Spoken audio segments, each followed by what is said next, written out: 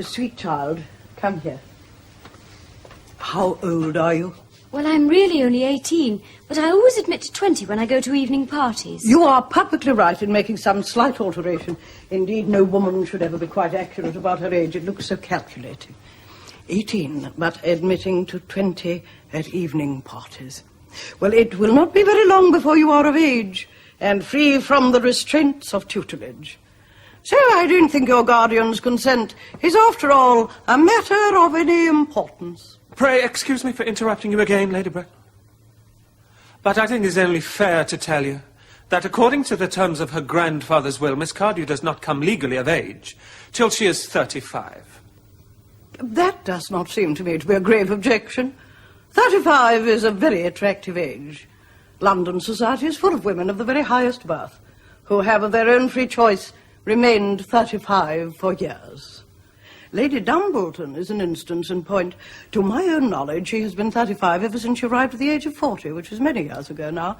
I see no reason why our dear Cecily should not be even still more attractive at the age you mention than she is at present. There will be a large accumulation of property. Algy, could you wait for me till I was 35? Of course I could, Cecily. You know I could. Yes, I felt it instinctively. But I couldn't wait all that time. I hate waiting even 5 minutes for anybody. It always makes me rather cross. I'm not punctual myself, I know, but I do like punctuality in others, and waiting, even to be married, is quite out of the question. Then what is to be done, Cecily? I don't know, Mr. Moncrief.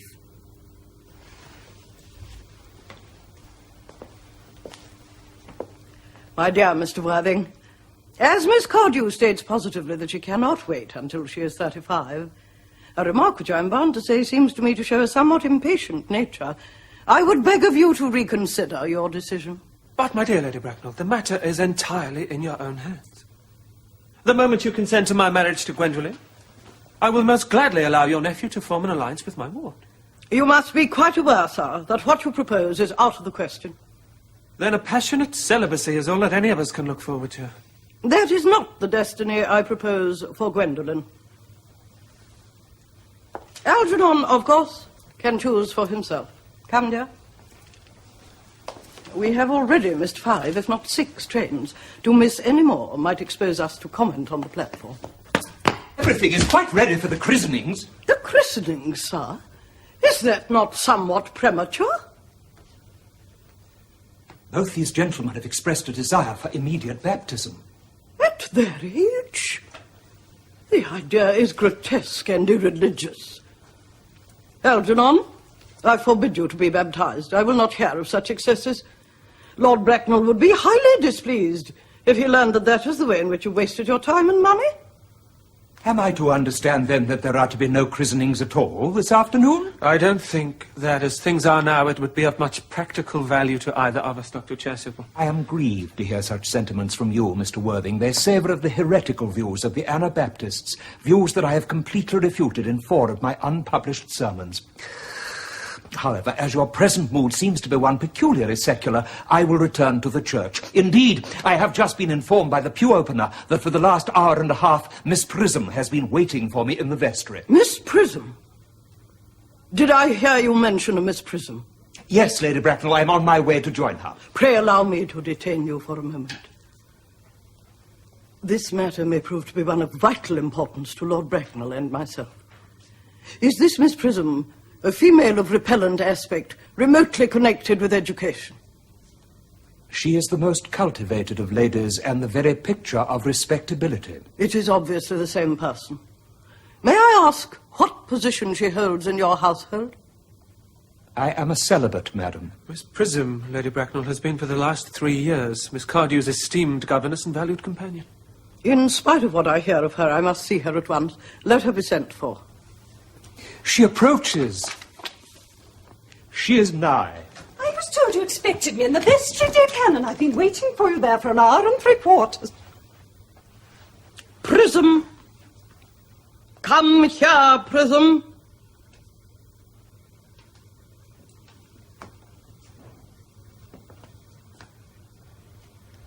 Prism, where is that baby? 28 years ago, Prism, you left Lord Bracknell's house. number 104 Grosvenor Square, in charge of a perambulator that contained a baby of the male sex. You never returned. A few weeks later, through the elaborate investigations of the Metropolitan Police, the perambulator was discovered at midnight, standing by itself in a remote corner of Bayswater. It contained the manuscript of a 3-volume novel of more than usually revolting sentimentality. But the baby was not there.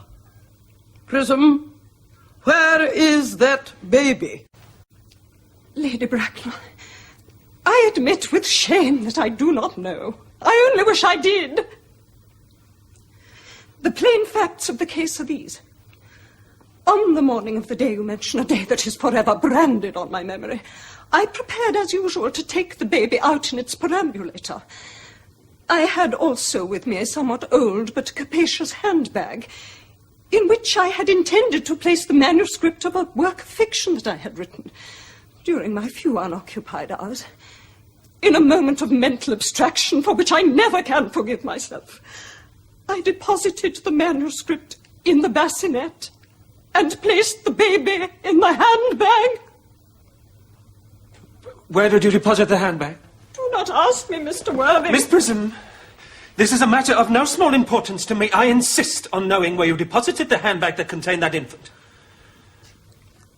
I left it in the cloakroom of one of the larger railway stations in London. What railway station? Victoria. The Brighton line.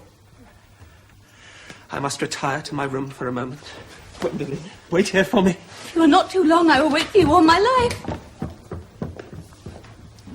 What do you think this means, Lady Bracknell? I dare not even suspect, Dr. Treasurer.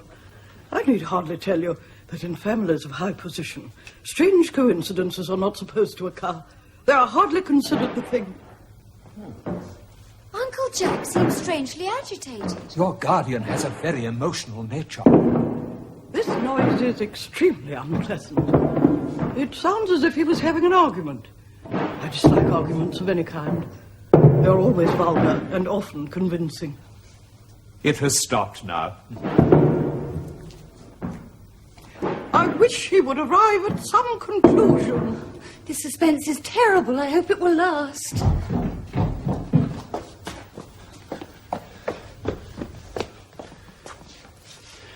Is this the bag, Miss Prism? Examine it carefully before you speak. The happiness of more than one life depends on your answer. It seems to be mine. Yes. Here is the injury it received through the upsetting of a Gower Street omnibus in younger and happier days. Here is the stain on the lining caused by the explosion of a temperance beverage, an incident that occurred at Leamington. And here on the lock are my initials. I'd forgotten that in an extravagant mood I had them placed there. Oh, the bag is undoubtedly mine. I am delighted to have it so unexpectedly restored to me. It's been a great inconvenience being without it all these years. Miss Prism, more to you is restored than this handbag. I was the baby you placed in it. You? Yes. Mother. Mr. Worthing, I am unmarried. Unmarried? I do not deny that is a serious blow. But after all, who has the right to cast a stone against one who has suffered? Cannot repentance wipe out an act of folly? Why should there be one law for men and one for women? Mother, I forgive you. Mr. Worthing, there is some error. There is the lady who can tell you who you really are.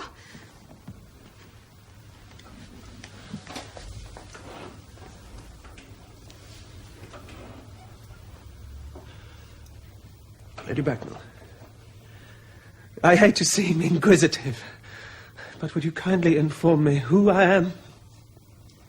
I am afraid the news I have to give you will not altogether please you.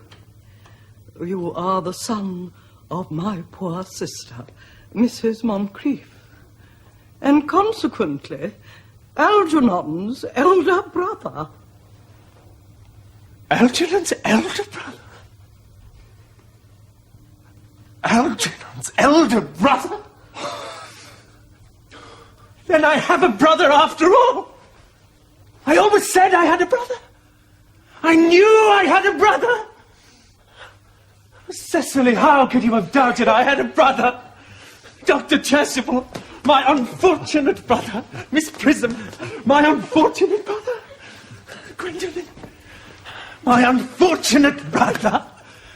Algy, you will have to treat me with more respect in the future. You've never behaved to me like a brother in all your life. Well, not till today, old boy, I admit. However, I did my best, though I was out of practice. My own?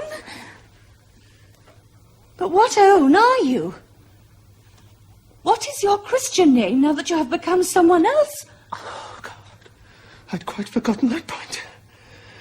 Your decision on the subject of my name is irrevocable, I suppose. I never change except in my affections. What a noble nature you have, Gwendolen. Then the question had better be cleared up at once.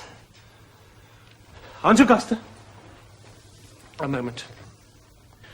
At the time when Miss Prism left me in the handbag, had I been christened already? Every luxury that money could buy, including christening, had been lavished on you by your fond and doting parents. Then I had been christened. That is settled now. What name was I given? Let me know the worst. Being the eldest son, you were naturally christened after your father. Yes. What was my father's Christian name? I cannot at the moment recall what the General's Christian name was. I have no doubt that he had one. He was eccentric, I admit, but only in later years. And that was the result of the Indian climate, and marriage, and indigestion, and other things of that kind. Algy, can't you recollect what our father's Christian name was? My dear boy, we weren't even on speaking terms. He died before I was a year old. Miss...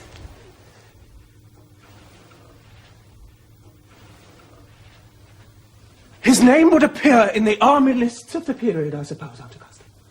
The General was essentially a man of peace, except in his domestic life, but I have no doubt his name would appear in any military directory. The army lists of the last 40 years are here. These delightful records should have been my constant study. Generals, Malham, Maxburn, and Magley. What ghastly names they have. Markby, Mixby, Mobbs, Moncrief. Lieutenant, 1840. Captain. Lieutenant Colonel, Colonel. General, 1869. Christian names. Earnest. John. I always told you, Gwendolen, my name is Ernest, didn't I? Well, it is Ernest after all. I mean, it naturally is Ernest. Yes, I remember now that the General was called Earnest. I knew I had some particular reason for disliking the name. Ernest, my own Ernest. I felt from the first you could have no other name. It is a terrible thing for a man to find out suddenly that all his life he's been speaking nothing but the truth. Can you ever forgive me? I can, for I feel that you are sure to change. My own man. I have come to the conclusion that the primitive church was in error on certain points. Miss Prism, Letitia, I beg to solicit the honour of your hand. Frederick, at last. Cecily, at last. Gwendolen, at last. My nephew? You seem to be displaying signs of triviality. On the contrary, Aunt Augusta, I have now realized for the first time in my life the vital importance of being earnest.